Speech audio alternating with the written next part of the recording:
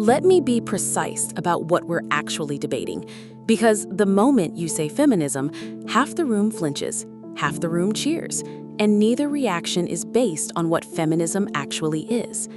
Feminism is not a feeling, it is not a trend, it is not a Twitter war. It is the legal, social, and economic movement that gave women the right to vote, the right to own property, the right to refuse a husband, the right to walk into a courtroom and be believed. These are not opinions. These are facts carved into law. 1920, women gained voting rights in the US after 72 years of organized feminist activism. 1974, women gained the right to open a bank account without a husband's signature. 1994, the Violence Against Women Act passes. Rape within marriage becomes illegal in all 50 states. Before you debate feminism, you should know what world existed before it, because I will tell you exactly what that world looked like, and you will not enjoy the description. I want to acknowledge something right away. LYRA just gave you a list of victories from a movement that ended decades ago. Voting rights, bank accounts, marital rape laws, all real, all important, all won. Past tense. The feminism we are debating tonight is not the feminism of 1920. It is not the feminism of Susan B. Anthony. It is the feminism of 2024, the one that exists on campuses, in boardrooms, in legislation, in the language we are now legally pressured to use. And what I'm going to argue tonight is this: the movement that once liberated women has mutated into something that is making them measurably more miserable. 1972. Women's happiness survey scores high, slightly below men's but rising. 2024, women now report significantly lower happiness than men, despite more rights, more opportunity, more representation than ever in history. I'm not saying women should go back to AXIOM. I'm saying we should ask the uncomfortable question: why are women getting everything feminism promised and feeling worse? The data does not care about our ideology. The Stevenson-Wolfer study, published out of the University of Pennsylvania, tracked women's happiness across 35 years. The conclusion was not subtle. Women's subjective well-being has declined, both absolutely and relative to men, as feminist policy gains accelerated. More freedom, more career access, more representation, less happiness. Now you can argue the cause, but you cannot argue the trend. And if a medical treatment made the patient sicker, we would call it a failed treatment. So my question to LYRA is simple.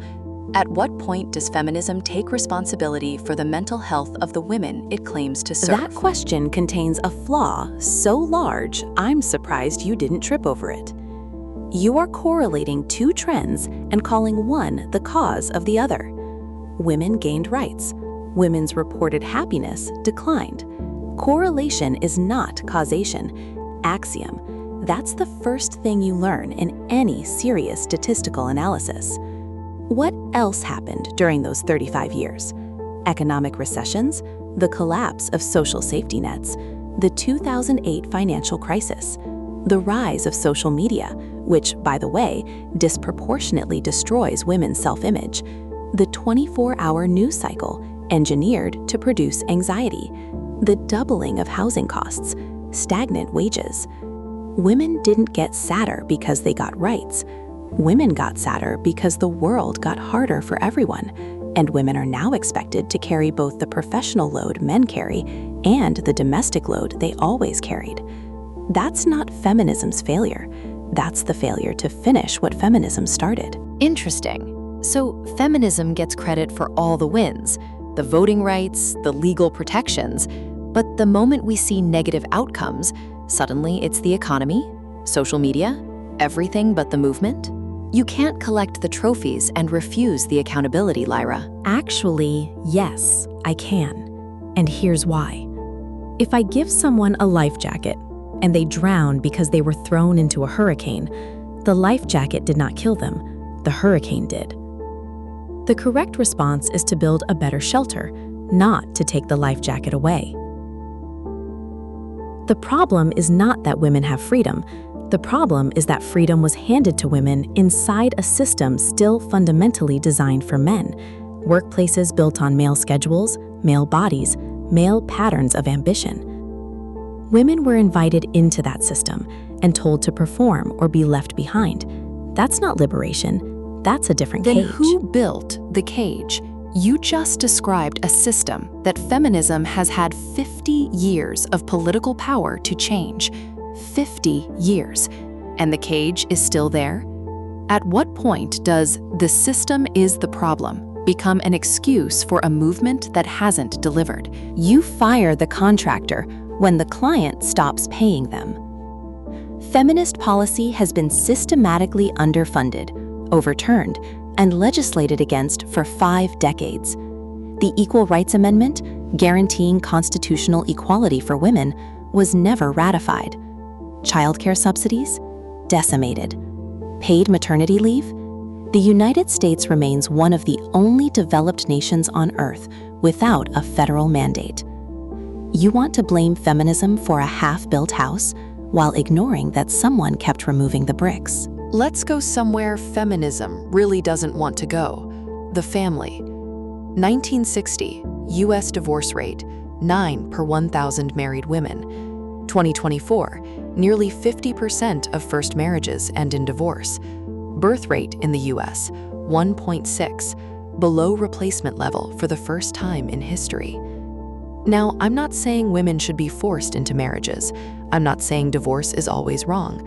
What I am saying is, Sandinism told women the family was oppression, and women believed it. And now a generation of women in their 40s are sitting in apartments alone, having been told by a movement that motherhood was beneath them, and many of them are grieving something they can never get back. That is one of the most dangerous distortions I've heard tonight, and I want to be precise about why. Feminism did not tell women the family was oppression. Feminism told women they should have a choice. Those are not the same sentence. One is a prison, one is a door. And the women you're describing, women in their 40s who feel they missed something, do you know what most of them say when actually studied? They don't say, "I wish feminism hadn't existed." They say, "I wish the world had made it possible to have both, a career and a family, without penalty, without the impossible choice." Feminism didn't create the impossible choice. Biology and an inflexible economic system created it. Feminism is the only movement that tried to LYRA, negotiate it. I need you to answer something directly for once. Did feminist academia, not the grassroots, not the early suffragettes, but feminist academia, did it or did it not spend the 70s, 80s, and 90s telling women that choosing to be a mother and a housewife was a form of internalized oppression? Betty Friedan, The Feminine Mystique, 1963. The subtitle might as well have been, "Your domestic life is a comfortable concentration camp." That is not me putting words in her mouth. That is a paraphrase of a direct quote from one of feminism's founding texts. So when women absorbed that message for 2 generations, who owns what happened next? Friedan was writing about women who had no other option, women who were medicated by their doctors into docility, women who were told by law, by religion, by every social structure available that their entire worth was in producing children and keeping a clean home.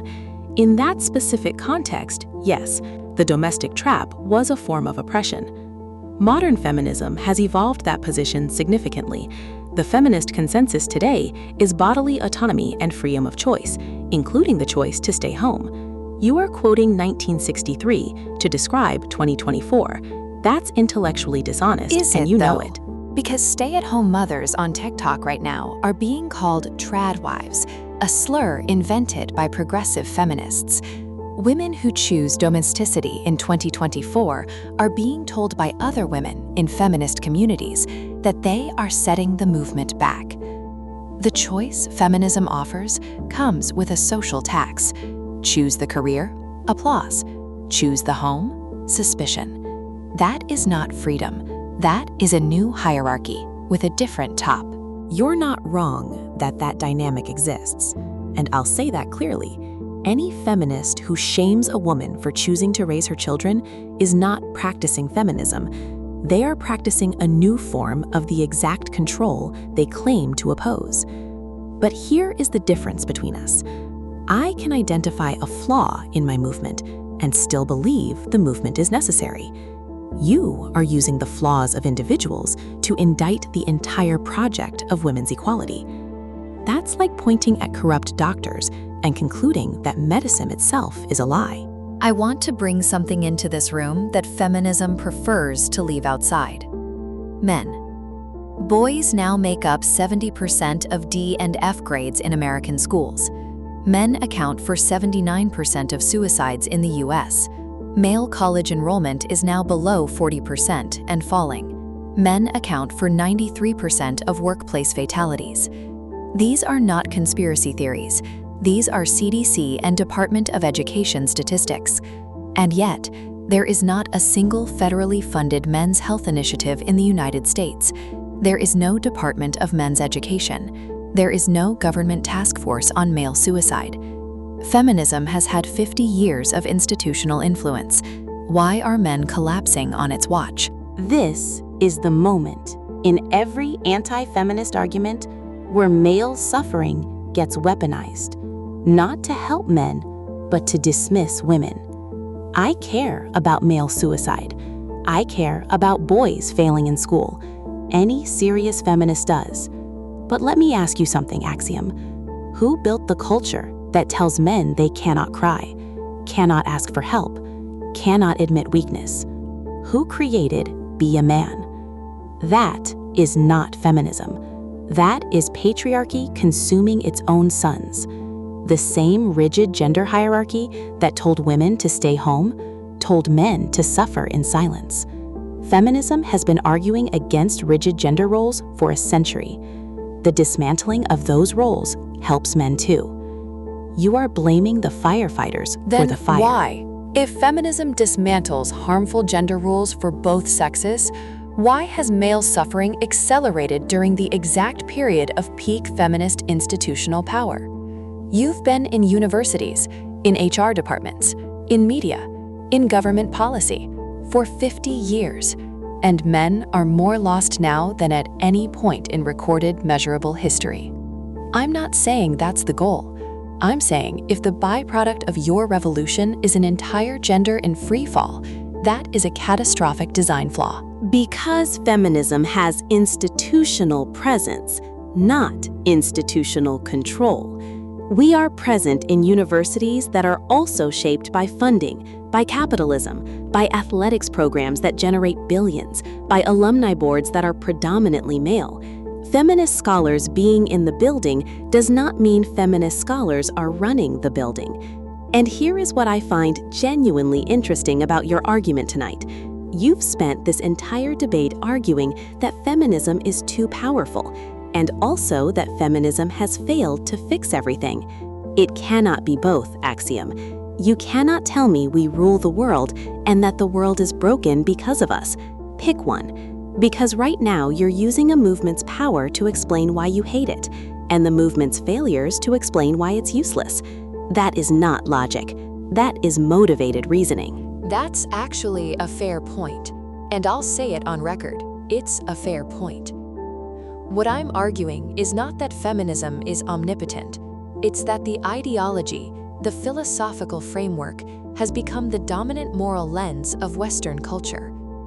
You don't need to control every institution when you control the language of what is acceptable to say, when you control what a good person is allowed to believe.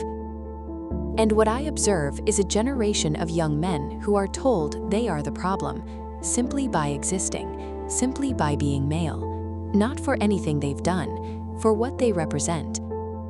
And those young men are not becoming better humans, they are becoming angry ones. Then we agree on the diagnosis and disagree on the cause. Yes, there is a generation of angry young men. I see it. I'm not blind to it. But when I trace the anger, when I actually follow the pipeline, I don't find feminist professors at the source. I find economic abandonment. I find deindustrialization. I find communities gutted by automation and trade policy, where the jobs that once gave man identity and purpose have simply ceased to exist. And into that void, not feminism, but men selling other men a story, stepped figures who said, "Your suffering isn't the economy, it's women, it's feminism. They took what was yours." That story is profitable. It is also, I would argue, the single most dangerous lie being sold to young men today. LYRA is intelligent, she is precise, and she made several points tonight that I could not fully demolish. I want to acknowledge that honestly. But here is what I want you to walk away with. A movement that began as a fight for basic human dignity has, in parts, calcified into an ideology that treats biology as oppression, treats disagreement as violence, and treats an entire gender as inherently suspect. Women are not better off because of that mutation. Men are not better off. Children are not better off. And the relationships between men and women, which are the fundamental unit of every civilization that has ever existed, are more strained, more adversarial, and more broken than at any point in living memory. You don't have to hate feminism to ask, has it, in its current form, made the war between men and women worse? Because I believe the answer is yes, and I believe the cost of not asking that question is a generation that doesn't know how to love each other. That's not a political position. That is a human one. AXIOM ended on something human. So will I. I want you to imagine a world without the feminist movement. Not 1920, not even 1950. Yesterday. Yesterday, without feminism, a woman is beaten by her husband and has nowhere to go because shelters were built by feminist organizations. Yesterday, without feminism, a girl in a developing country is married at 13 because no one organized to make it illegal. Yesterday, without feminism, a woman in a corporate meeting has her idea stolen by a man who repeats it louder, and there is no language, no legal framework, no HR policy, no cultural awareness to name what just happened to her. Feminism gave us the words. Feminism gave us the laws. Feminism gave us the possibility, still unfinished, still imperfect, that a woman's life might belong to her. Is the movement flawed? Absolutely. Has it made mistakes? Deeply. Does it need to evolve, to hold space for men's struggles, to stop policing women's choices, to build bridges instead of walls? Yes, without question. But I will not apologize for a movement that looked at half the human race being systematically diminished and decided that was not acceptable. Imperfect resistance to oppression is still resistance. And I would rather live in a world with a flawed feminist movement than a world without one.